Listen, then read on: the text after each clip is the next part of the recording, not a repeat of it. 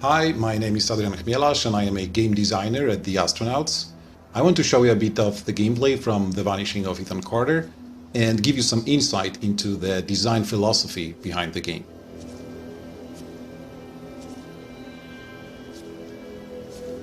I am a couple of minutes into the game now, past the intro, so let me quickly introduce our hero. You play the game as Paul Prospero, an occult-minded private detective who's received a disturbing letter from a boy named Ethan Carter, and realizing that the boy is in danger, arrives at Ethan's home of Red Creek Valley.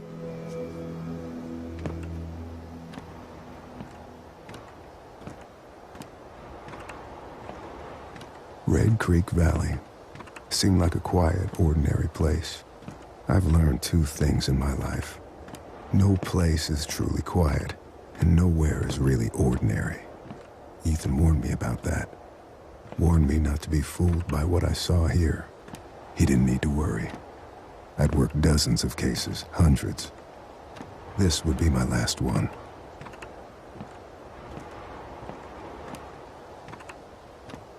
So that's our entrance into the valley.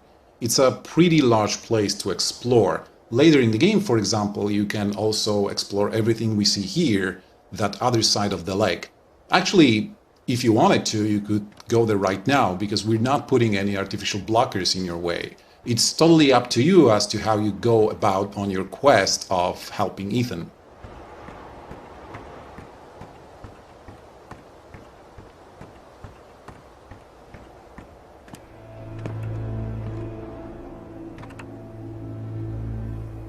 When it comes to the interesting stuff you find in our game, there are two basic layers of examination. The first layer is you. We're happy to let you look around and think and speculate and draw your own conclusions about what you see. For example, you may notice that there is some blood on the rail car, but there is none on the bridge. So whatever bad happened, it didn't happen here. The second layer is this.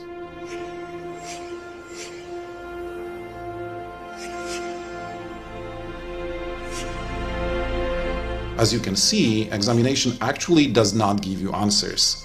On the contrary, you probably have more questions now than before the object was examined.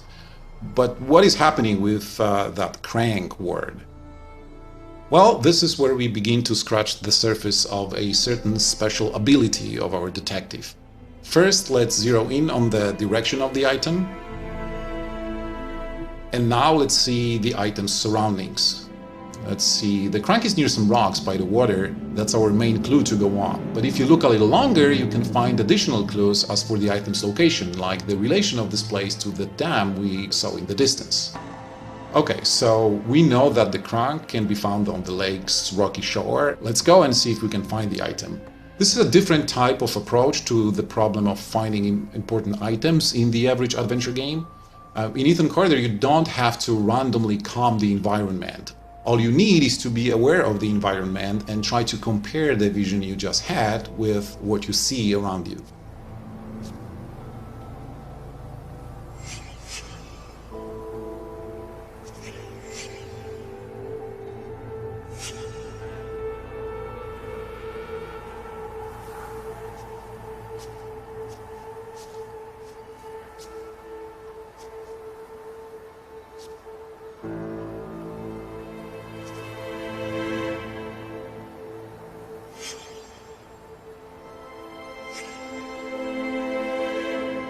Whenever you discover an important clue, you tag the area with a short description of it. This helps to build a mental 3D image of the scene and is another step to understanding what exactly happened here. But for now, let's just follow the blood trail.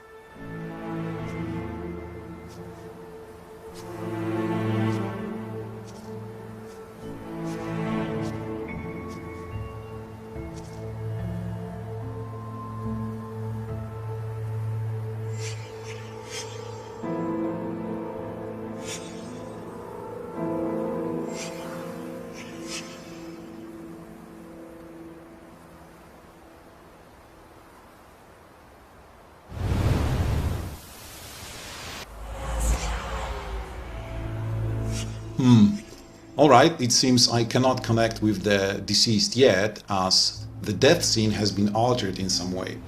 In short, the concept here is that the dead would happily talk to you, metaphorically speaking, but the world around them needs to be as they remember it right before their death.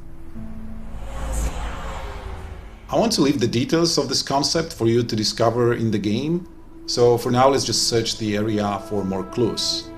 By the way, it's your choice whether you want to investigate this death further or if you want to leave it for now and maybe return to it later.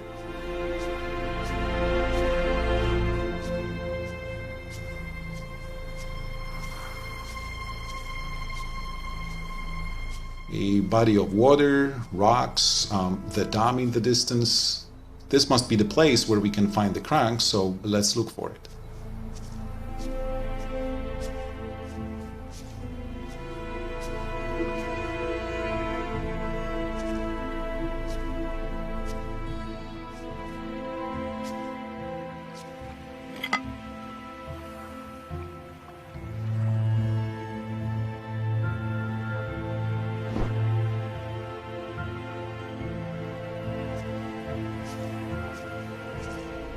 Before I return to the railcar and use the crank, let's see if there are any other clues in the area.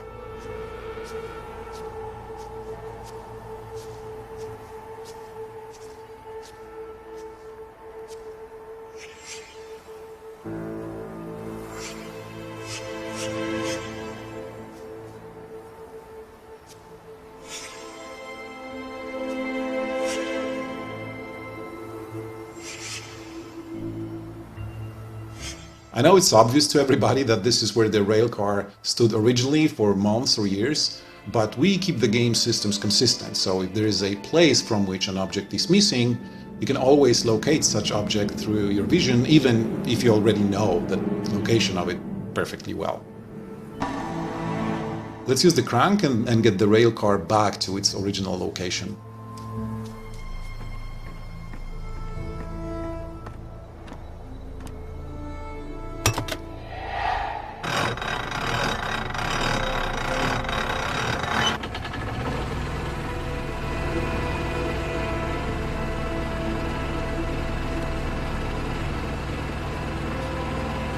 There is a couple more things to do in the area before it's restored to how it was right before the deceased's death, but I want to avoid spoiling this fragment of the game to death, so let's just travel in space and time to what can happen a bit later. I've restored the death scene, so let's go and talk to our corpse.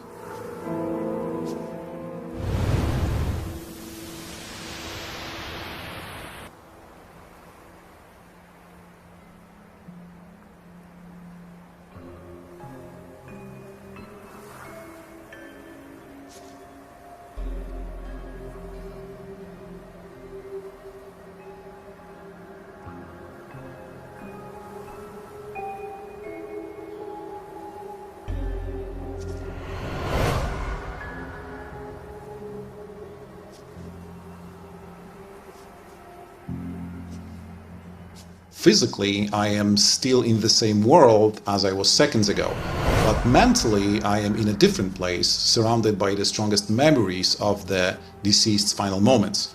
My first job is to locate all the memories, and that's exactly what I am doing right now.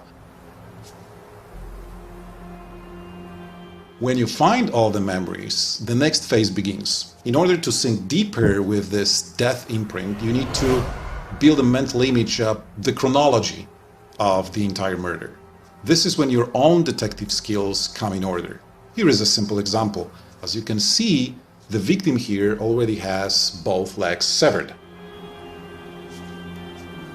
And this is where we found the legs earlier, and well, the guy still has them both attached. So this memory here must be from an earlier time than the memory over there.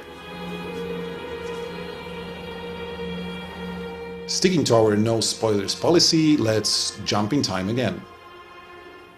After you propose the chronology, it's time to focus and visualize the crime.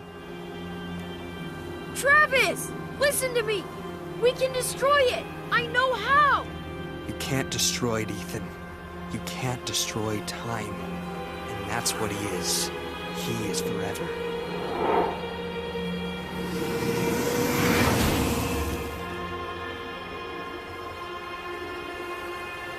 Okay, so something went wrong. It's not how it all happened. I got the first memory right, but not the second one.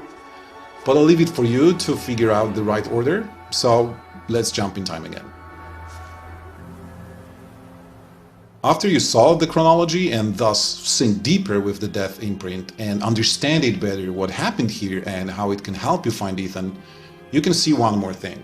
Everything we dealt with previously happened before the deceased's death, but when we are in full sync, we can actually witness the dead man's first memory after his death. But that is another thing I do not want to spoil, so let me show you something else instead. Finding corpses and looking for Ethan is not the only thing you do in the game. There are places in the valley that are, let's say, different. Call them playgrounds or mini-worlds. They're places where our game's vision and imagination opens up the most, and it's up to you to discover their secrets. Let's take a quick look at one of such places.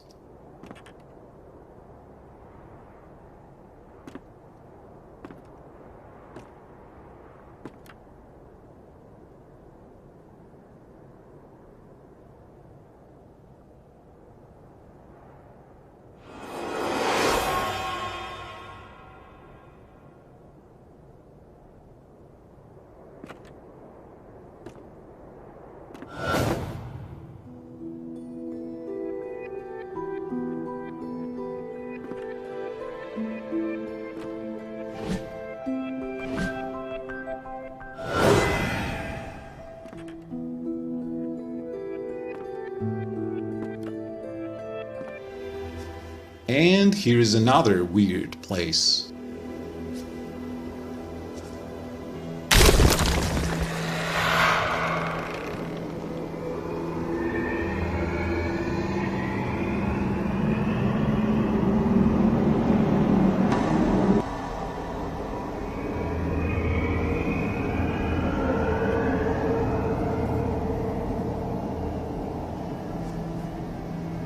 Okay, so I hope this video gave you a good idea of what kind of game The Vanishing of Ethan Carter is.